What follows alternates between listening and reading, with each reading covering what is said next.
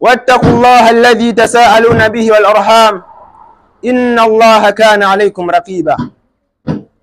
يا أيها الذين آمنوا اتقوا الله وقولوا قولا سديدا يصلح لكم أعمالكم ويغفر لكم ذنوبكم ومن يطع الله ورسوله فقد فاز فوزا عظيما. أما بعد، watukufu Islam, baada ya kumshukuru Allah subhanahu wa ta'ala na kumtakia rehema mtume wetu Muhammad sallallahu alayhi wasallam, jambo la kwanza kabisa naihusia nafsi yangu pia na kuhusia za kwenu nafsi katika swala zima la kumcha Allah subhanahu wa ta'ala, kwani mafanikio ya mwanadamu hayapatikani isipokuwa kushikamana jambo zima la kumcha Allah subhanahu wa ta'ala. Ama maudhui ya kutuba yetu ya leo itazungumzia madha fa'alta fil Islam, kitu gani wewe umefanya katika Uislamu, ni jambo gani ambalo kuwa hata hii leo kiulizo utasema nimefanya jambo fulani katika Uislamu. Watukufu wa Islam, usije ukasema mimi ninaswali, mimi ninafunga, mimi ninafanya hivi. Hata wanafiki kipindi cha mtume walikuwa mambo hayo wanayafanya. Wanafiki walikuwa wanaswali pamoja na mtume sallallahu alayhi wasallam katika safu moja na masahaba mtume sallallahu alayhi wasallam. Je, ni jambo gani wewe umefanya likitajwa hilo jambo hata watu nyoyo zao zinasisimka, zinasema kuwa hapa kweli kumefanywa jambo? Tuangalie mfano mmoja wa sahaba anaitwa Habib bin Zaid. Sahaba huyu radhiyallahu anhu alikuwa ni miongoni mwa masahaba mtume sallallahu alayhi wasallam, ni miongoni mwa masahaba ambao kuwa walimpa bai'a mtume sallallahu alayhi wasallam alivyokuwa katika mji wa Maka. Sahaba huyu atukufu Islam, kuna mtu aliyedai kipindi cha mtume sallallahu alayhi wasallam utume, kuwa naye pia ni mtume, akatuma risala, akatuma ujumbe kwa mtume sallallahu alayhi wasallam akisema kuwa ujumbe huu unatoka kwa mtume wa Allah, akidai hivyo yeye kwa madai yake na unaelekea kwa mtume wa Allah, aikumkusudia mtume Muhammad sallallahu alayhi wasallam, kuwa yeye amepewa sehemu katika ardhi kama vile alivyopewa mtume sallallahu alayhi wasallam ya kuongoza umma huu. Katika risala ile mtume Muhammad sallallahu alayhi wasallam akaijibu akasema kuwa kutoka kwa mtume wa kweli ambaye ni Muhammad sallallahu alayhi wasallam kwenda kwa mtume ambaye kuwa ni wa uongo. Mtu ambaye alimpa risala ile irudishe kule ni sahaba huyu Habib bin Zaid. Sahaba huyu wakati anapeleka ujumbe huu kwenda kwa mtume huyu ambaye ni muongo, kufika pale yule mtume alikuwa anadai kwa ni mtume, akipokea ujumbe ule. Baada ya kupokea ujumbe ule na kusoma, akasema kuwa huyu mtu ambaye kaleta huu ujumbe afungwe kwanza selo, atiwe selo kwanza, kisha jambo hili tutalizungumzia asubuhi ingepanzuka. Baada ya kufika asubuhi, akasema yule mtu aitwe. Yule mtu akaitwa ambaye ni sahaba mtume sallallahu alayhi wasallam. Baada ya kuitwa sahaba yule, akaulizwa na yule ambaye alikuwa anadai utume, akaambiwa kuwa je, unashuhudia? Atashhadu anna Muhammadar Rasulullah? Qala na'am ashhadu anna Muhammadar Rasulullah, nashuhudia kuwa Muhammad ni mtume wa Allah. Akamuuliza tena, atashhadu anni Rasulullah? Je, washuhudia kuwa mimi ni mtume wa Allah? Sahaba yule akajibiwa kuwa inna fi udhnayya samaman an samai ma taqulu, hakika katika masikio yangu kuna uziwi fulani, sisikii kile ambacho kuwa unakisema. Si kuwa hasikii kweli, ni kwamba anaonyesha kuwa ile jambo ambalo anaambiwa aliseme sio jambo la kweli, hatakikani aliseme jambo lile. Baada ya pale yule kiongozi au yule aliyekuwa anadai utume akasirika kwa hasira nyingi sana, kiasi ya kuwa mpaka uso wake ukabadilika, ukatia rangi tofauti na rangi yake ya asili. Baada ya pale akaamrishwa sahaba yule akatwe sehemu ya mwili wake. Akatwe sehemu ya mwili wake. Sahaba yule akatwa kipande katika mwili wake kwa upanga mkali sana. Baada ya pale akaulizwa tena, je, atashhadu anna Muhammadar Rasulullah? Qala na'am ashhadu anna Muhammadar Rasulullah. Atashhadu anni Rasulullah? Qala, akasema kuwa inna fi udhnayya samaman an samai ma taqulu, haya katika masikio yangu kuna uziwi ambao umekaa, sikii kile ambacho kuwa nakisema. Kwa sababu huyu anakataa kusema kile ambacho kuwa anaambiwa akisema ambacho sio cha haki. Hali ikiendelea vile vile, akaambiwa tena akato kipande kingine, akato tena kipande kingine.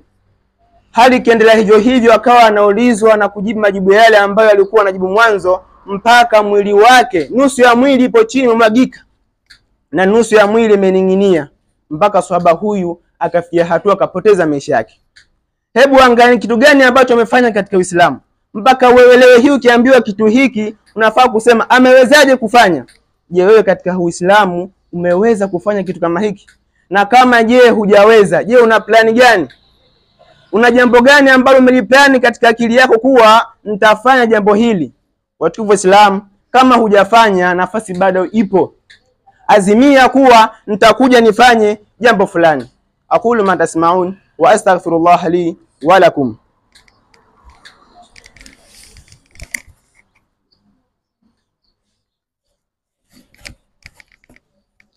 Alhamdulillah wassalatu wassalam ala rasulillah sallallahu alayhi wasallam, ba'd. Watukufu Islam, nahusia kwa mara nyingine tena na kuhusia nafsi yangu katika swala zima la kumcha Allah subhanahu wa ta'ala. Watukufu Islam, hutuba yetu tunasema kuwa ni kitu gani umefanya wewe katika Uislamu. Watukufu Islam, ukiangalia jinsi hali ilivyo, Waislamu wa sasa tumeshindwa hata na ndege. Tumangalie ndege ambaye alikuwa ni miongoni mwa majeshi ya Nabii Suleiman. Ndege alifanya dawa katika Uislamu, alingania watu wajue tauhidi. Wakati Suleiman anazungukia katika jeshi lake, alikuwa na majeshi ya watu, majini na ndege.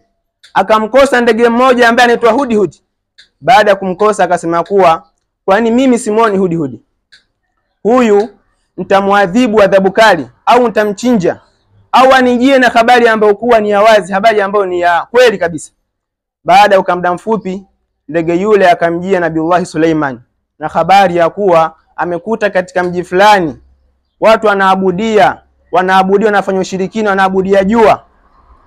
Baada ya pale akasema kuwa kwa nini watu hawa muabudie Allah ambaye ni wa haki, ambaye Allah huyu ndio ambaye kuwa amewaumba. Baada ya pale Nabii Suleiman ndipo akatumba ujumbe kwa watu hawa.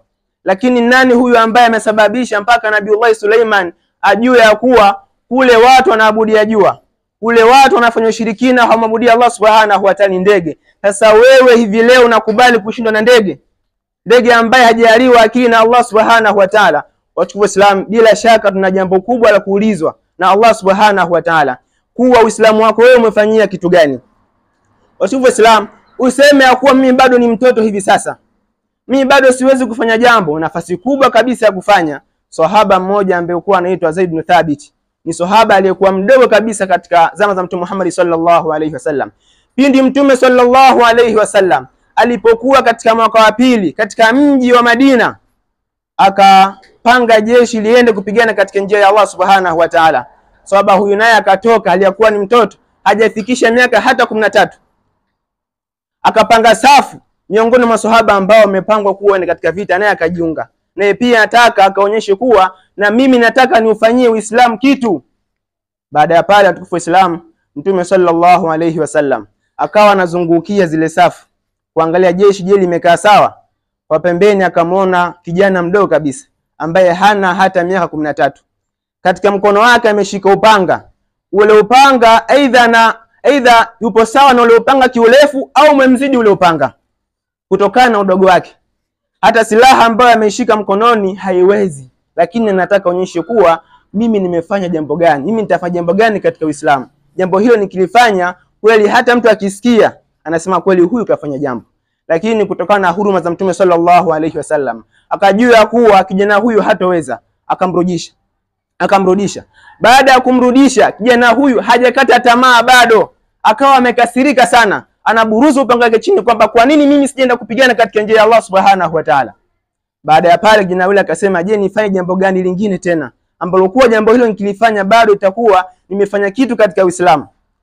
Kijana yule akaazimia kuwa bado sijapoza nafasi, hapa nisome dini ya Allah subhanahu wa ta'ala, nisome Qur'ani vizuri, nijue sheria ya Allah subhanahu wa ta'ala. Kijana yule akawa anafanya jitihada mbalimbali, akamwambia mama yake naye akaambia familia yake, akampeleka kwa Mtume sallallahu alaihi wasallam kuwa kijana wetu huyu kaazimia kusoma dini ya Allah subhanahu wa ta'ala, ahifadhi Qur'ani ya Allah subhanahu wa ta'ala.